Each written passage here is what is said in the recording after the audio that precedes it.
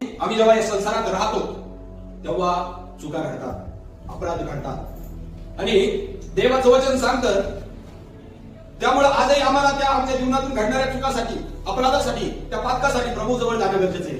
प्रभू जवळ जाऊन प्रभूकडून आमच्या चुकाची, आमच्या अपराधाची क्षमा मागणं काय गरजेचं आहे. तो देव विश्वसनीय आणि न्यायी आहे. तो आम्हाला काय करत असतो, त्याचा संदेश आमच्यापर्यंत पाठवत असतो आणि त्या संदेशातून आमच्या पापाला तो उजागर करून देत असतो, आमच्या पापाला तो दाखवत असतो. आम्ही पश्चाताप करावा म्हणून त्या संदेशाच्या द्वारे तो आम्हाला प्रेरित करत असतो. आणि जर आज आम्ही त्याच्या संदेशाला ऐकत असू,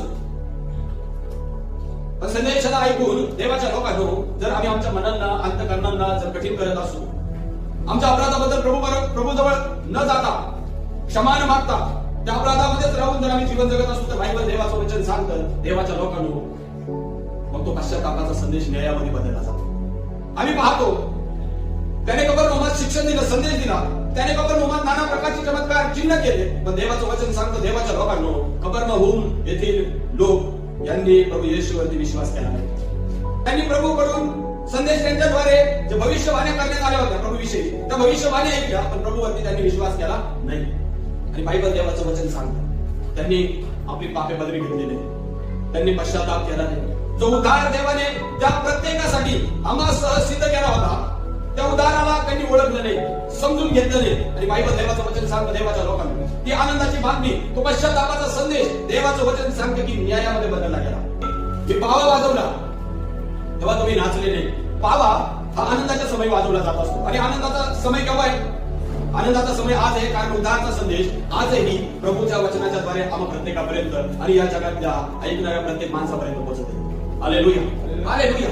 मग बायबल सांगतं की उद्धाराचा संदेश हा तो पाव आहे. आणि जर आज आम्ही तो ऐकत असू आणि तो संदेश ऐकत असताना जर आज आम्ही आनंदाने उल्हास करत असू की आमच्यासाठी उद्धार करणारा आलाय, आता आम्हाला चिंता नाहीये, आम्हाला क्षमा करणारा आलाय, आम्हाला शांती देणारा आलाय, आम्हाला आरोग्य देणारा आलाय, आम्हाला सुटका देणारा आलाय, जेव्हा आम्ही प्रभूचा संदेश ऐकून देवाच्या लोकांनो त्या संदेशाचा स्वीकार करत आनंद करू. बायबल मध्ये लिहिलंय की तो बदलाव आहे. हालेलुया. तो काय बदलाव? प्रत्येक संदेश बदलावसाठी येत असतो.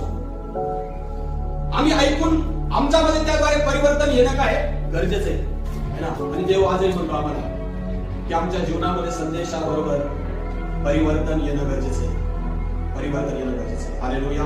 त्याच्याबद्दल परमेश्वराला महिमा असो. मग बायबल सांगतं की देवाचं वचन देवाच्या लोकांना तीन प्रकारच्या संदेशांना आमच्या जीवनात घेऊन येतं. पहिला उद्धारासाठी, दुसरा पश्चातापासाठी, तिसरा न्याय.